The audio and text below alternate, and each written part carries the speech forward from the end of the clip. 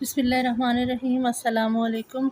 Grade 8 हम पढ़े हैं सबक नंबर 1 बरतानवी इक़्तिदार का इस्तेहकाम, और आज हमारा लेक्चर नंबर 6 है।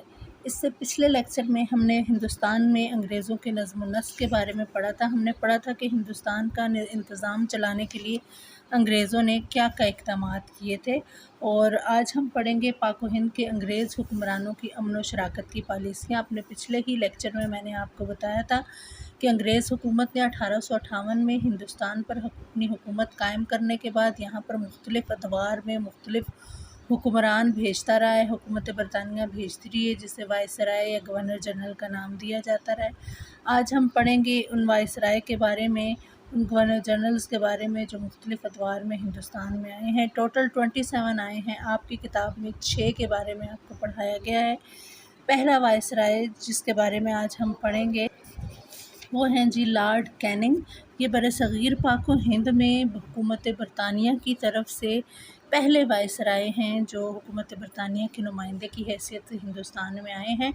इनका दौरे हुकूमत है 1858 था 1862। इनका ज़्यादातर दौर जंग में गुज़रा है। जंग के दौरान यानी जंग अज़ीम के दौरान हुकूमत बरतानिया को बहुत ज़्यादा जानी और माली नुकसान हुआ था, लिहाजा हुकूमत बरतानिया हिंदुस्तानी अवाम से इसका इंतकाम लेना चाहती थी, लेकिन लॉर्ड कैनिंग ने इसके बरक्स अमन व सलामती की पॉलिसी इख्तियार की।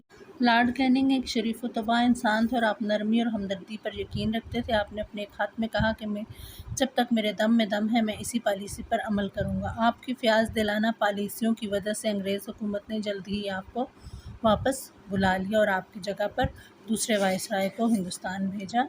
दूसरे वाइसराय जो हिंदुस्तान आए हैं वो हैं लॉर्ड एलिगन। इनका दौर हुकूमत है 1862 था 1863। इनका दौर नहायत ही मुख्तसर है। लॉर्ड कैनिंग इन्होंने अपने दौर हुकूमत में लॉर्ड कैनिंग की ही पॉलिसी पर अमल दरामद किया, यानी कि इन्होंने भी अमन व शराकत की ही पॉलिसी इख्तियार की। हिंदुस्तान के मुख्तलिफ़ शहरों में इन्होंने दरबार मुनक़्क़द किए। दरबार मुनक़्क़द करने का मकसद ये था कि अवाम को और हुकूमत के दरमियान जो गलत फ़हमियाँ हैं उनको दूर किया जा सके और इनके दरमियान अच्छे मुरासिम कायम किया जा सके। इनके अलावा इन्होंने जिन शहरों में दरबार मुनक़्क़द किए थे उनमें आगरा, बनारस, कानपुर, अम्बाला हैं। इसके इन्होंने अवाम पर कुछ चंद छोटे मोटे टैक्स आयद करने की कोशिश की, और इसके अलावा इन्होंने फ़ौजी अखराजात में कमी की ताकि वो पैसा भी अवाम के फ़लाह व बहबूद पर लगाया जा सके। नेक्स्ट की तरफ आते हैं जी। नेक्स्ट भी है लॉर्ड लॉरेंस। इनका दौर हुकूमत है 1864 था 1869। ये वाइसराय बनने से पहले पंजाब के कमिश्नर रहे हैं और ये कामयाब वाइसराय रहे हैं। वो ज़्यादा अमली आदमी थे। वो लोगों की, पंजाब के लोगों की नफ्सियात को अच्छी तरह से जानते थे, क्योंकि इससे पहले वो कमिश्नर की हैसियत से यहाँ पर काम करते रहे हैं।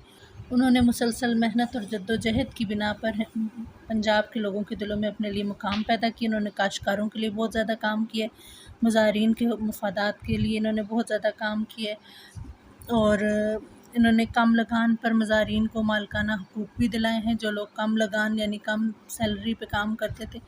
इसके अलावा इन्होंने बहुत से ऐसे काम किए हैं जिनकी वजह से काश्तकारों को इक़्तिसादी खुशहाली नसीब हुई है।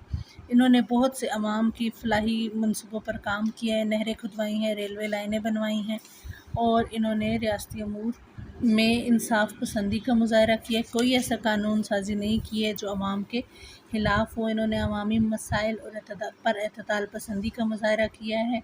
इसके अलावा नेक्स्ट हमारा जो वाइसराय हैं जिनके बारे में हम पढ़ेंगे वो हैं लॉर्ड मेयो। इनका दौर हुकूमत है 1869 था 1872।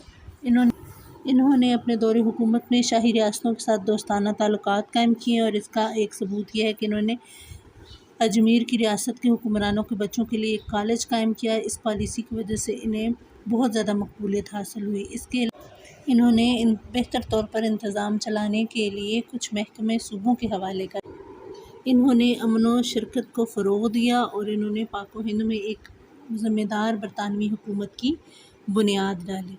नेक्स्ट हम पढ़ते हैं जी, हमारे नेक्स्ट वाइसराय हैं लॉर्ड नॉर्थ ब्रोक।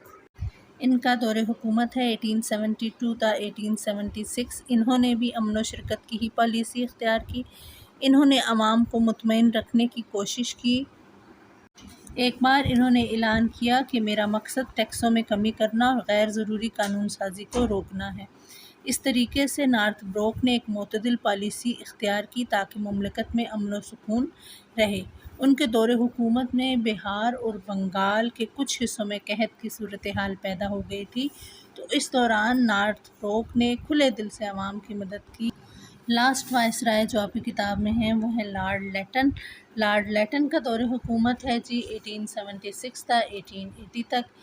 کیونکہ لارڈ نارتھ بروک کے دور میں بہار اور بنگال کے کچھ حصوں میں قحط کی صورتحال پیدا ہو گئی تھی، مزید اس قسم کی صورتحال سے نمٹنے کے لیے انہوں نے قحط کمیشن کا قیام عمل میں لایا۔